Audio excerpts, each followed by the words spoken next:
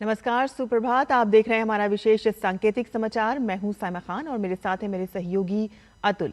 शुरुआत कर लेते हैं सबसे पहले हेडलाइंस से। देश में आज लगेगा रोजगार मेला। 51,000 से अधिक उम्मीदवारों को प्रधानमंत्री नरेंद्र मोदी देंगे सरकारी नौकरियों का नियुक्ति पत्र। वीडियो कॉन्फ्रेंसिंग के जरिए होगा संबोधन।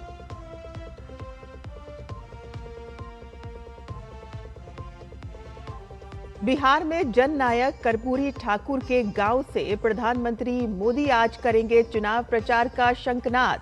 समस्तीपुर, बेगूसराय में होगी विशाल रैली। अमित शाह और जेपी नड्डा भी प्रचार अभियान को देंगे धार।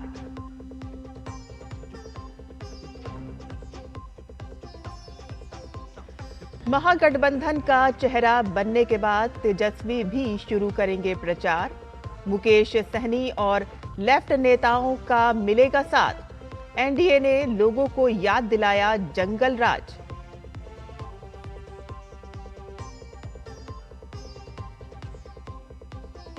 प्रदूषण नियंत्रण के लिए दिल्ली में पहली बार कृत्रिम बारिश की तैयारी।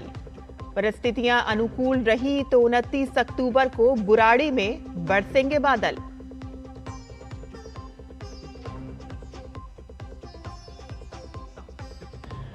हाई स्कोरिंग मैच में न्यूजीलैंड को 35 रन से हराकर महिला वर्ल्ड कप में सेमीफाइनल में पहुंचा भारत। स्मृति मंधाना बनी प्लेयर ऑफ द मैच।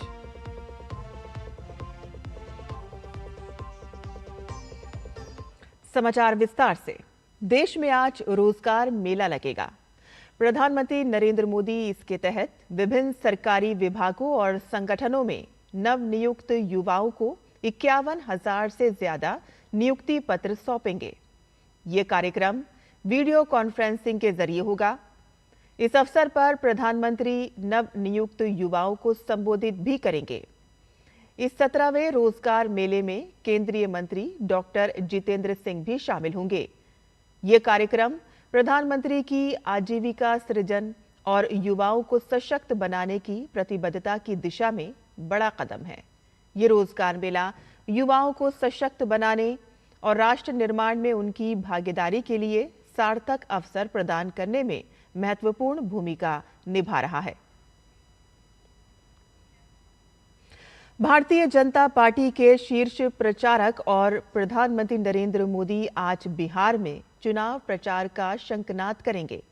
सबसे पहले प्रधानमंत्री कर्पूरी ग्राम जाकर सुबह 11 बजे भारत रत्न जननायक कर्पूरी ठाकुर को पुष्पांजलि अर्पित करेंगे और इसके बाद अपने चुनाव अभियान की शुरुआत करेंगे। समस्तीपुर में पीएम की पहली जनसभा होगी। इस दौरान पीएम मोदी बिहार की जनता से एनडीए के उम्मीदवारों के लिए समर्थन की मांग करेंगे। पीएम की सभा के दौरान एनडीए के सभी नेता मंच पर मौजूद रहेंगे और इसके बाद वे बेगूसराय जाएंगे, जहां 2 बजे रैली होगी।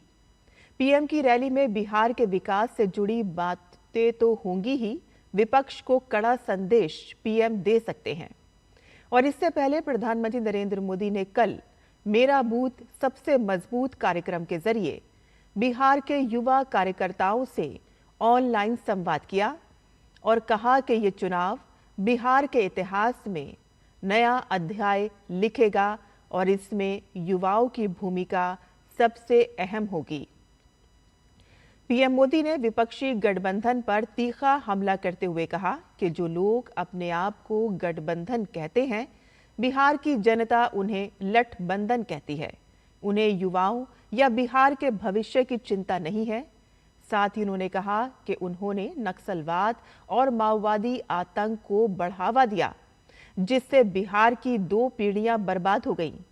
साथ ही पीएम मोदी ने कार्यकर्ताओं से कहा कि बिहार की जनता किसी भी हालत में जंगल राज की वापसी नहीं होने देना चाहती। उन्होंने कहा कि एनडीए ने बिहार को जंगल राज के अंधेरे से बाहर निकालकर विकास की नई रोशनी लाने का काम किया है।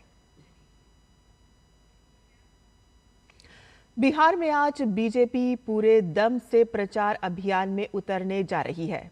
पीएम मोदी के अलावा गृह मंत्री अमित शाह बिहार में चुनावी हुंकार भरेंगे। सीवान और बक्सर में उनकी 2 बड़ी जनसभा होंगी। अमित शाह पहले सीवान के बसिया मैदान में बीजेपी प्रत्याशी मंगल पांडे के समर्थन में रैली करेंगे और इसके बाद अमित शाह बक्सर के किला मैदान में पूर्व आईपीएस आनंद मिश्रा के लिए वोटों की अपील करेंगे। तो वहीं बीजेपी अध्यक्ष जेपी नड्डा भी आज वैशाली में एक प्रबुद्ध जन बैठक को संबोधित करेंगे। बिहार चुनाव में महागठबंधन का सीएम फेस घोषित किए जाने के बाद तेजस्वी यादव आज से प्रचार शुरू कर रहे हैं। आरजेडी नेता आज राज्य की 5 विधानसभा सीटों पर रैलियां करेंगे। तेजस्वी पटना जिले के सिमरी बख्तियारपुर से चुनाव प्रचार की शुरुआत करेंगे और इसके बाद दरभंगा, मुजफ्फरपुर, समस्तीपुर और वैशाली जिले में उनकी रैलियां होंगी। तो वहीं महागठबंधन के डिप्टी सीएम उम्मीदवार मुकेश सहनी भी सिमरी बख्तियारपुर, दरभंगा, मुजफ्फरपुर और समस्तीपुर में जनसभा को संबोधित करेंगे। प्रचार प्रसार के दौरान तेजस्वी यादव को लेफ्ट नेताओं का भी साथ मिलेगा।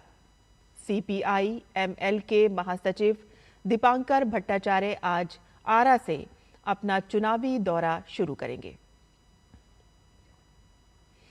रक्षा मंत्री राजनाथ सिंह राजस्थान के जैसलमेर के दौरे पर हैं। दौरे के पहले दिन उन्होंने आर्मी स्टेशन पहुंचकर शौर्य वन और कैक्टस पार्क का उद्घाटन किया और इसके बाद जैसलमेर के सैन्य स्टेशन में स्थापित वार म्यूजियम पहुंचे।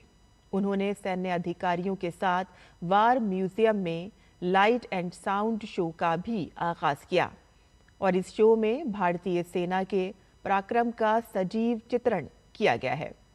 रक्षा मंत्री ने सैन्य अधिकारियों के साथ बड़ा खाना में भी हिस्सा लिया। जवानों को संबोधित करते हुए राजनाथ सिंह ने कहा कि ऑपरेशन सिंदूर के जरिए पाकिस्तान को सबक सिखाया गया है।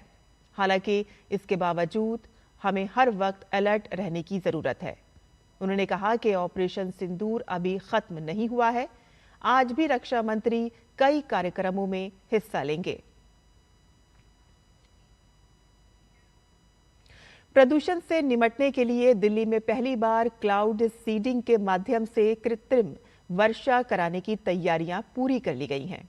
दिल्ली की मुख्यमंत्री रेखा गुप्ता ने कहा कि बुराड़ी क्षेत्र में विशेषज्ञों ने इसका सफल परीक्षण किया। अगर परिस्थितियां अनुकूल रहती हैं तो 29 अक्टूबर को दिल्ली में पहली कृत्रिम वर्षा की जाएगी। दिल्ली सरकार में मंत्री मनजिंदर सिंह सिरसा ने कहा कि दिल्ली में क्लाउड सीडिंग की बात लंबे समय से की जाती थी। अब कृत्रिम बारिश कराने के लिए दिल्ली सरकार पूरी तरह तैयार है।